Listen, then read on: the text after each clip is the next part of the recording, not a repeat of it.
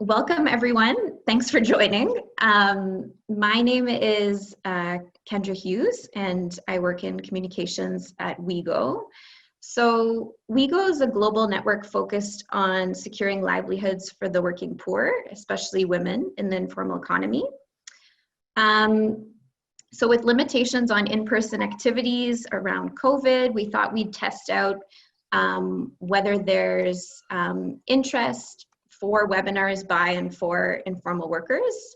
And we wanted to create this space where workers themselves could share their experiences around successful advocacy and organizing. And so for this first webinar, we're really happy that the Sierra Leone Traders Union is kicking things off with us. And I'm just gonna run through the format really quickly. So we have 3 languages that we're working with on this webinar. It's going to be in English, but there are also people listening in Spanish and French. If you're a participant, you're going to be muted for the first little bit. And if you have a question that you want to pose, we'll plan to have a time for questions at the end. So you can put it in the chat box. So if you look at the bottom of your screen, there's a little globe which says chat. And so if you put your question in, then we'll address those at the end. I should let you know that the webinar is being recorded and that we plan to share the recording with participants afterwards.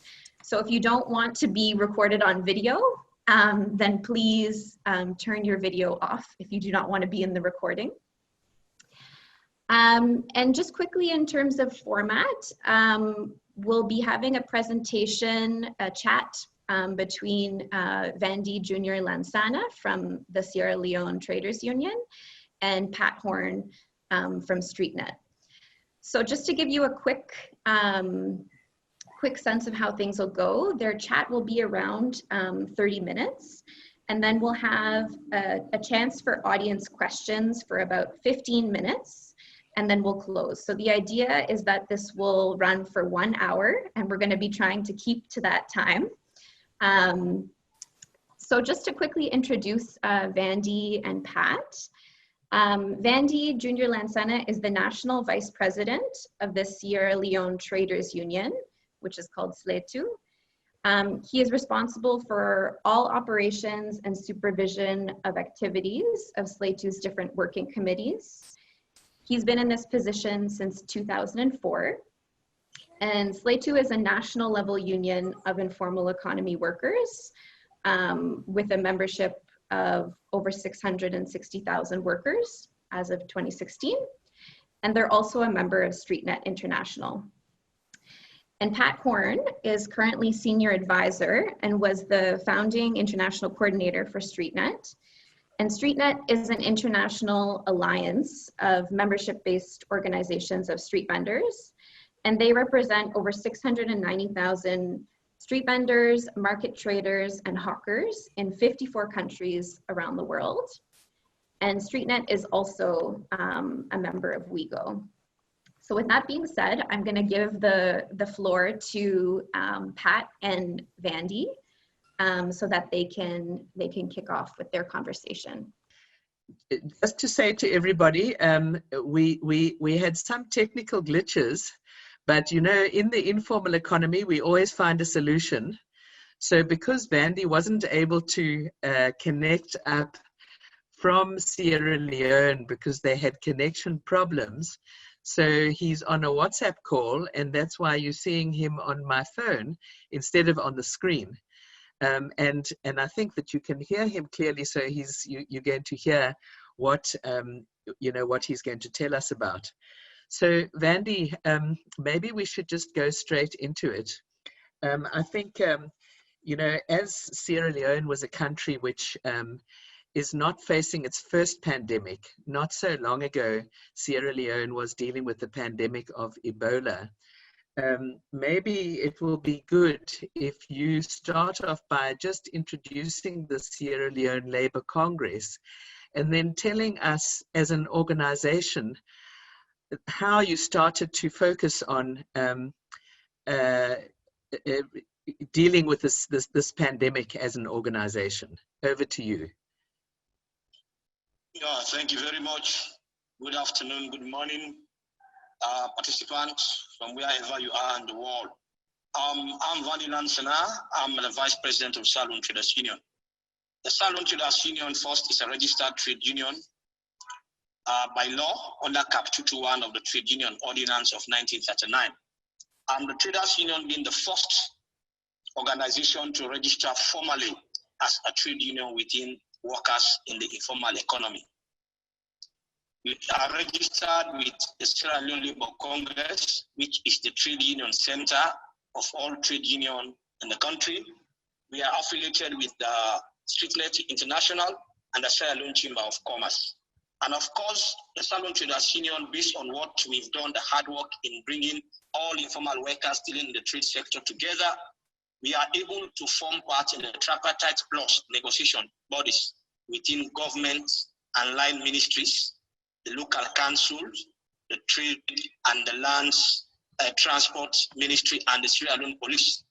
Of course, you may know and you may understand that for us in this country, traders always face harassment. Street vendors face harassment within the police, within the municipal trade police, and other government institutions that are dealing with maybe the right of way, the road safety issue with the SLRC. So we are working and we form part of the tripartite plus in all these institutions of government to ensure that we seek the welfare of our membership.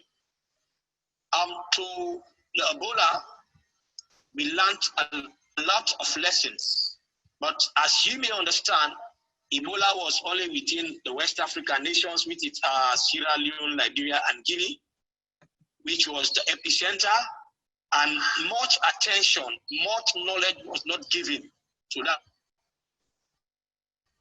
because it was not all over the world. But our experience that we learned from the Ebola, we take them along in this particular pandemic.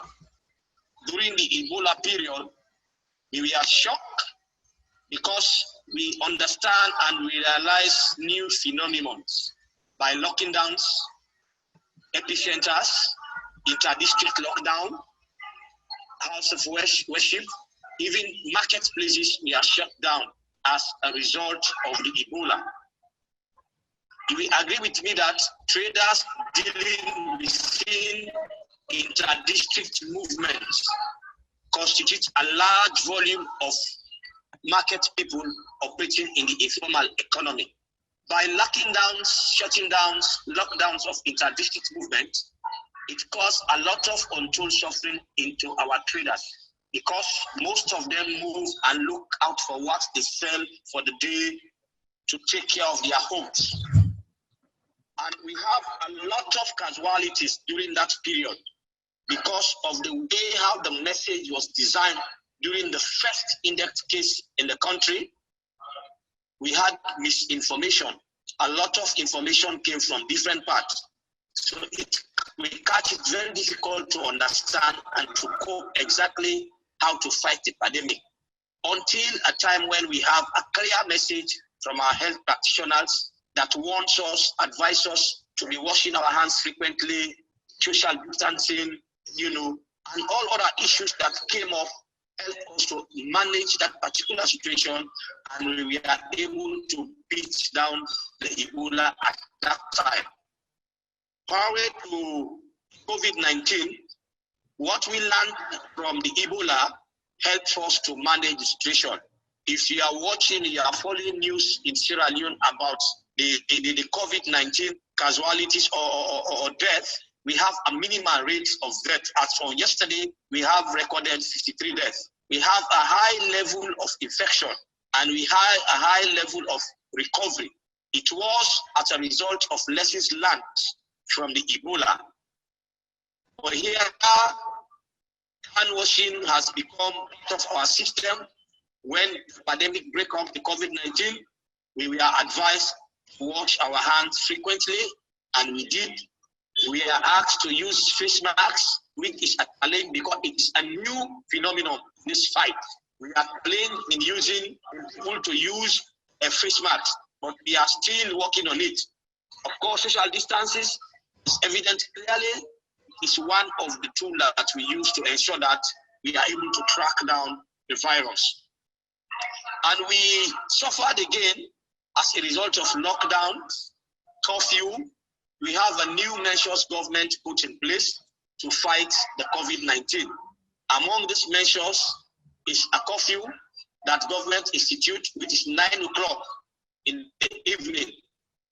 And for us here, we are playing with this of selling, meaning we have people that sells for a particular time, maybe in the morning to 6 o'clock, they will face out. We have other traders that come at that time till midnight, they are selling. But because of the curfew, which is 9 o'clock, people cannot able to sell. So we have a huge number of traders who sells within that particular time. These are people selling cooked foods, other vegetables, and other night foods, right? So all those people who we are selling at that particular time cannot sell because the curfew is 9 o'clock, right? So all people who are buying within 5, 6 o'clock, people are rushed to go in their different homes, right? So those people, those traders, those vendors that are trading within that particular time, automatically they are out of business. We have other entertainment places. They cannot, because all entertainment are shut down. All beaches and other areas are shut down. So people cannot envision their businesses in that particular discipline. In that particular discipline, they cannot, you know. And again, the interdistrict lockdowns. We catch it very difficult to ensure that our traders move from one point to another. Before this time, and during the Ebola, the district were shut down completely, and there were no movement of goods within district to district at that particular time. So we find out that during the Ebola, a lot of people go out of business because they cannot move from one place to another. You cannot move goods from one place to another.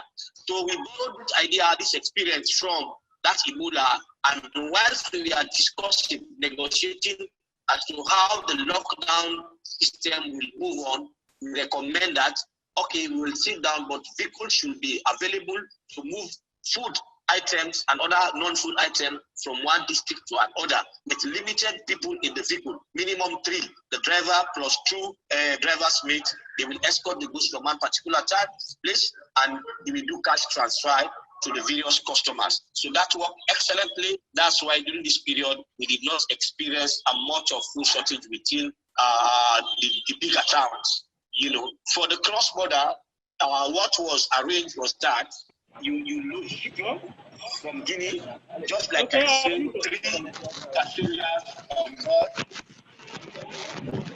Hello? Yes, carry on. There are 3 passengers on board. They will move from Conakry, for example. They will bring the goods to Freetown. They will call customer A, B, and C to collect their goods. After which they will transfer the money through bank and other finance institutions means of transferring the money to their customer. So this has been working well. That's why we did not encounter as much of difficulty on that line. Because what was instituted here was people to secure pass. And the first measures was pass. For our traders to get pass, it was difficult. Hello? They came up with another mention that e-pass, meaning it's an electronic pass. You have to inquire, you have to apply. And we agree with me that the level of education among our traders is very, very high. They are uneducated. So we have to set up system within our branches across the country to ensure that when you want pass, you come to the office. There is a system there. The office will request for pass for you, and you will get a pass number, the pass detail. You may travel wherever you want to within country. That was, again, though it was a challenge, but we stood firm to ensure that we have as much pass for our people, for them to benefit in moving from one district to another with their goods. All this we've been doing. And of course, if you watch through the program here, we are highly affected in terms of our business, right? Our traders, our street vendors depend on their daily sales to earn their living. And we have a lot of restrictions, movement of people stay at home, people don't come to church. So the volume of sales of our traders, most especially our street vendor, fall down because you cannot have customers to buy to meet your volume of sales for you to earn your living. Most of traders equally are suffering in that direction. Some of them use to contribute to Osusu Ruska. When they sell for the day, they contribute to the Osusu master. For 1 month, 2 months, 3 months, they gather some money, they collect it and add it to their capital. All those activities has been hampered based on the COVID-19. You see, so a lot of challenges are here with us as people operating in the informal economy, right? But we're thankful. A few weeks ago, I was on the television. We are engaging government, prevailing on government, see the strain that people are going through, looking at the curfew, looking at the inter-district lockdown. You may be surprised that traders we are hiding under a seat of vehicles just for them to find their way out to either buy goods or to take goods from this practice. And we tell them, look, our people are suffering, right? How can we afford to continue with this? Why can't we relax the measures? So fortunately for us, the government had relaxed the measures from 9 being lifted to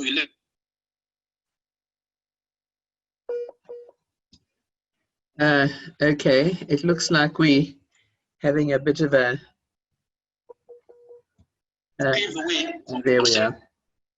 Yeah, they have enough time to do their businesses for now. And since roads are open up, we see traders moving from one point to another, taking goods from one district to another. So we're starting moving and stimulating the economy. Though we are still challenged, a lot of loss has been experienced in terms of our capital, and a lot of things have been lost in terms of the value of what we are doing as informal workers operating in the informal economy, right? So equally, we have a negative impact into the women.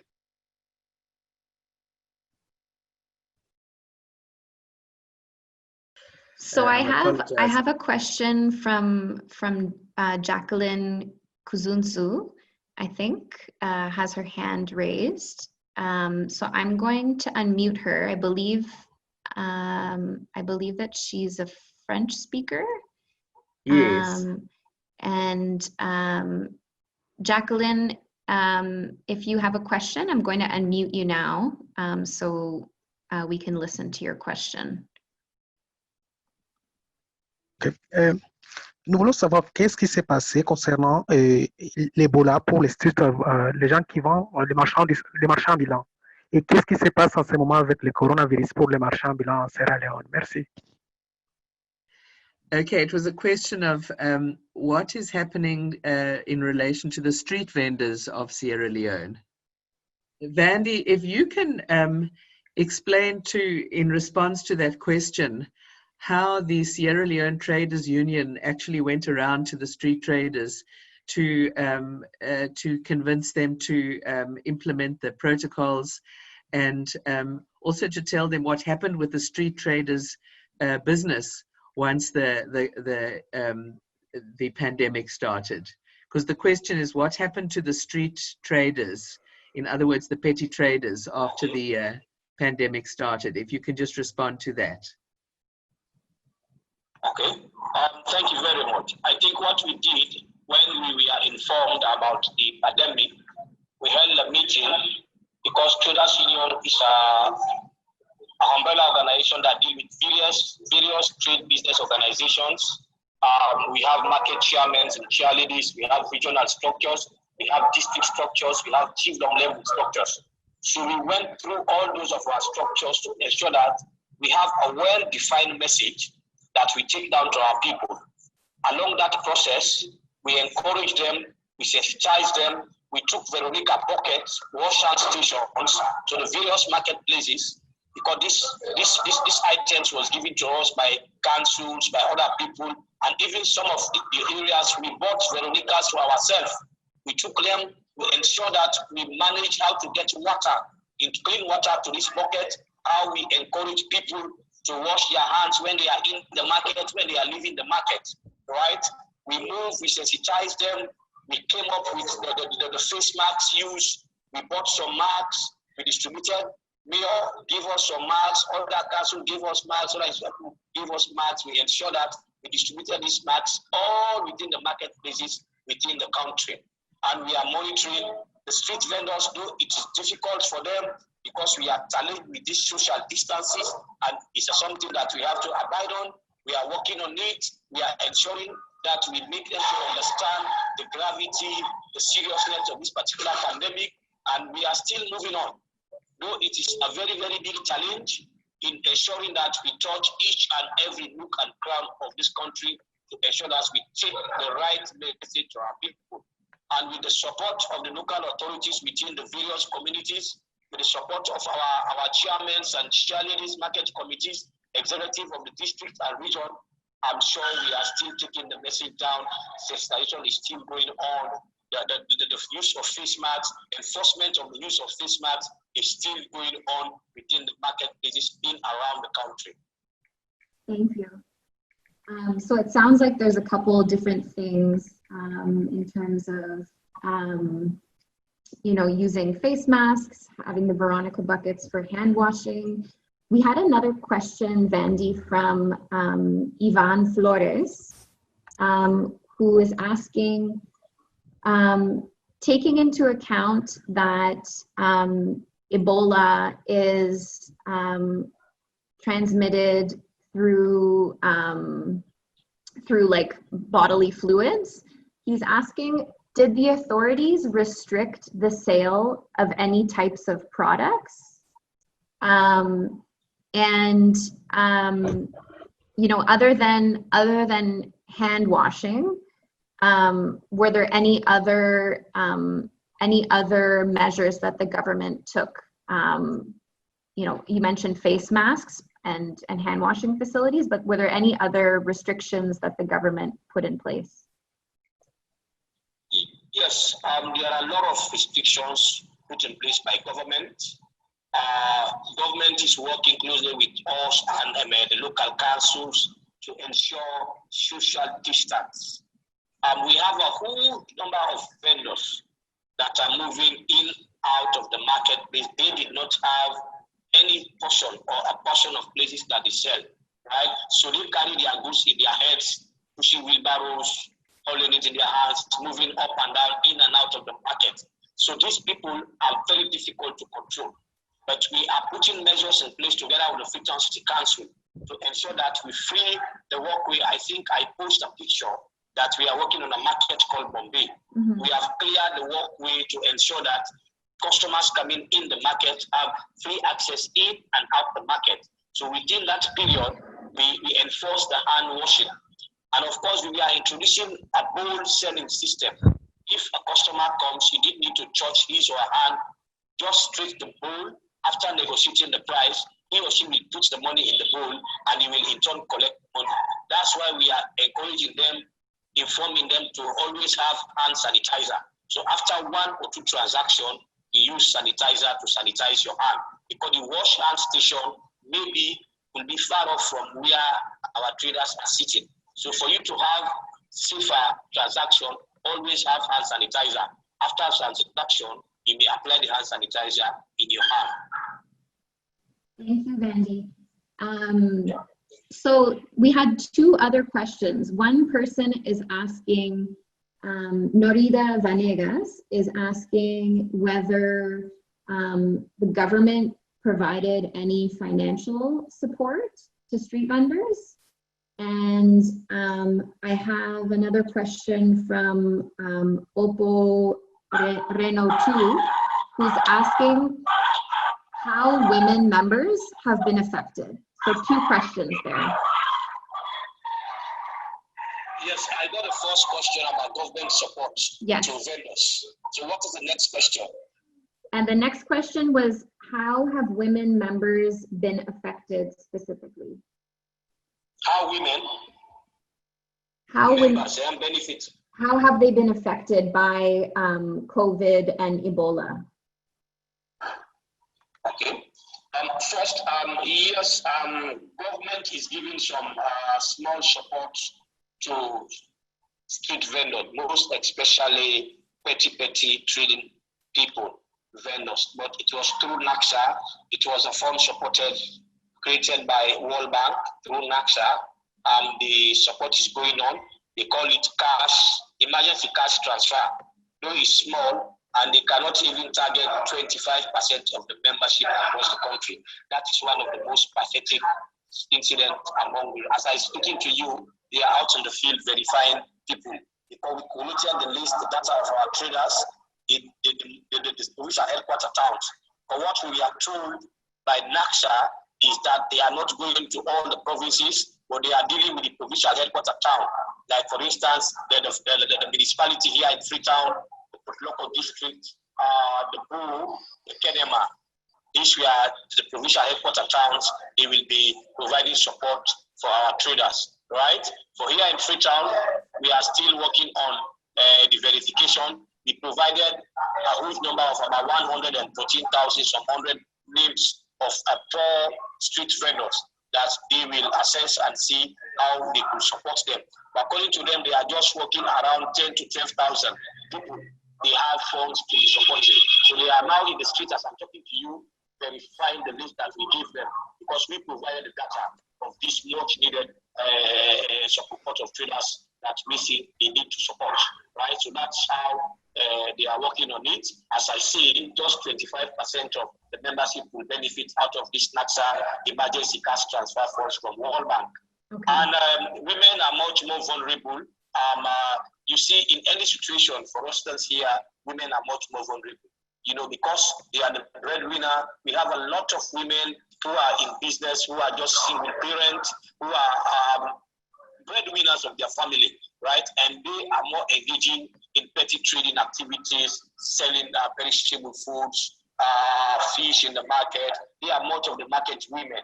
You see, they sell foodstuff and other things. So automatically, when we have a shock with this pandemic, even during the Ebola, they suffered much. Women are much more vulnerable when it comes in terms of this pandemic in the country. Right, and Vandi, you were speaking about the cash transfer not being sufficient. How much have they been how much money would go to vendors? Well, it's 1,309,000. It's about $100 from I think $10 or so. It's 1,309,000 goes to one vendor. Is that a one-time payment? Yeah, it's a one-off payment. Okay. I also have a comment from Ivan Flores, who is saying that taking money from customers through having like a Tupperware or a tray is a really good idea in terms of reducing contact. So he was just commenting on that. I'm wondering, I think we probably have time for maybe about 2 questions. If there's anybody else that has other questions for Vandi, if you could either put them in the chat box or raise your hand by going into participants, and you should see a little hand to raise. We'd be happy to answer any other questions. Or Pat, if you think that there's anything that would be useful for people to know.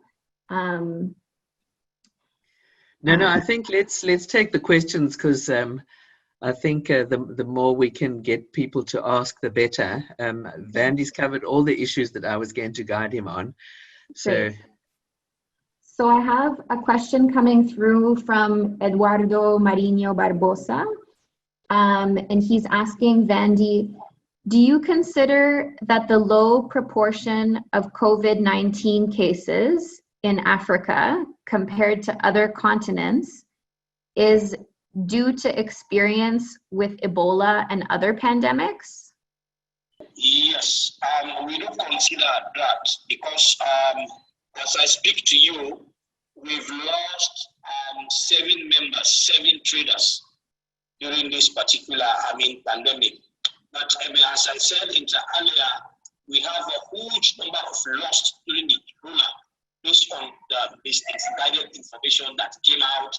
It was very a new phenomenon. The pandemic was so much scary during that time, right? But with this experience being learned from Ebola, I think it helped us to minimize casualty. As I said, 53 deaths has been recorded, of which we have 8 of our members who died. We have almost 23 members survived from the virus. Among 1,614 quarantine victims or suspects of the virus, we have few members that are in quarantine homes. You know, but what we found out, we are moving on, taking the precautions based on what we learned during the Ebola. Our survivors here, we are from Kailang district. They came with a whole truck of bananas, plantains. They came to sell in Freetown. They were in a marketplace called Guard Street.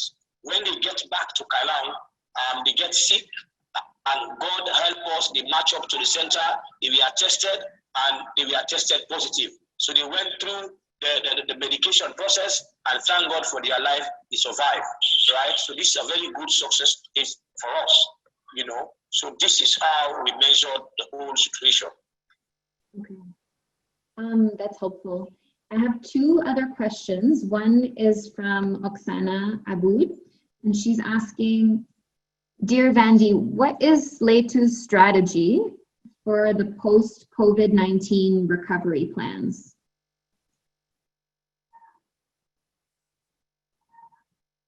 Yeah, well, for the post-COVID-19 recovery plans, we are working on it because, as I said, we have a lot of membership that automatically have gone out of business.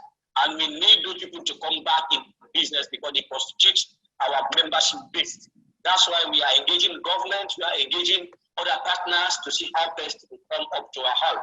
We are still engaging on NACHA to tell them that the 10, 12,000 that you are catering just for this municipality is very, very small based on the number we've supplied to you that are in dire need of this particular cash transfer.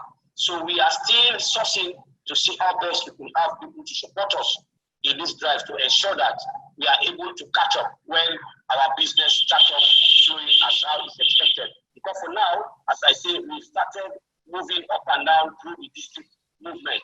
We have people who supply to people, and we are still seeing how we can arbitrate between those people for them to continue.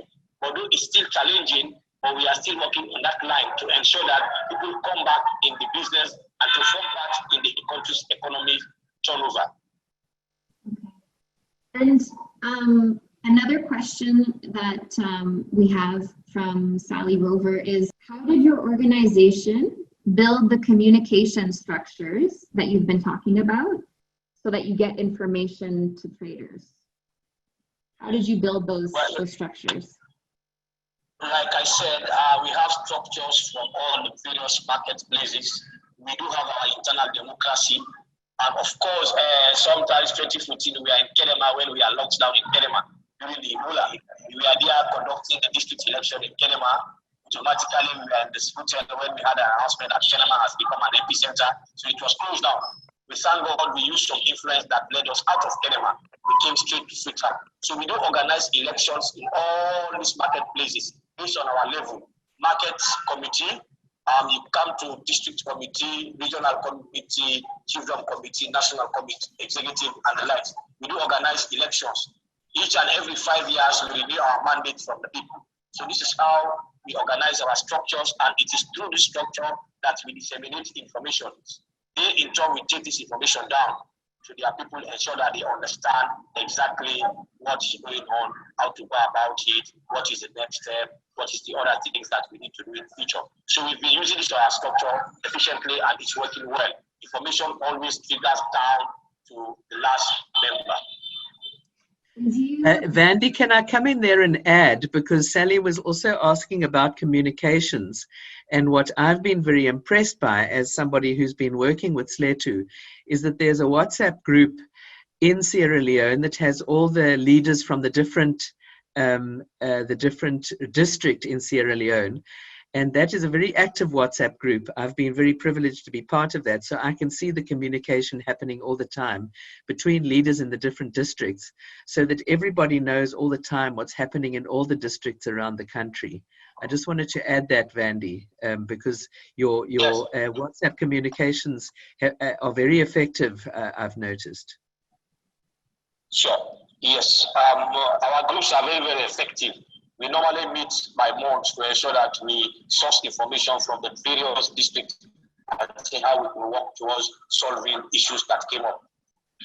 Thank you, Vandi. I'm looking at our time, and I'm wondering if you wanted to say anything to participants in closing, Vandi and Pat. Yes, I want to say thank you to WIEGO StreetNet that gives us this information, that gives us the platform to be able to participate in this particular wonderful session. I want to say thank you. I want to say sorry that we have struggled in getting our system connected for us to be in the wider picture of the whole discussions. But we are happy, we are grateful on behalf of SLeTU. We want to say thank you. We're looking forward for a very close working relationship to ensure that we support our street vendors, our membership to grow their life and contribute immensely in our country's economy. Thank you very much. Thank you, Vandi. No need to apologize about the technology. We completely understand, and we're learning, and we're just happy to be able to learn from the experience. I'm wondering if, Pat, you had anything else that you wanted to add? Yes, so I'm really happy that we managed to have Vandi talking to us today, because as a person who's been working with the Sierra Leone Traders Union, we've always had these technical issues, and the main thing that we end up using actually is WhatsApp, because we've been able to use that best. But what I've noticed is that despite much less access to technology than we have in most other countries, it's the organization which is working on the ground, which is extremely impressive. And, it's really one of the most advanced organizations that, we've been working with, mainly because of the fact that they have this very democratic structure, and they have regular communication between themselves, this communication between the different districts.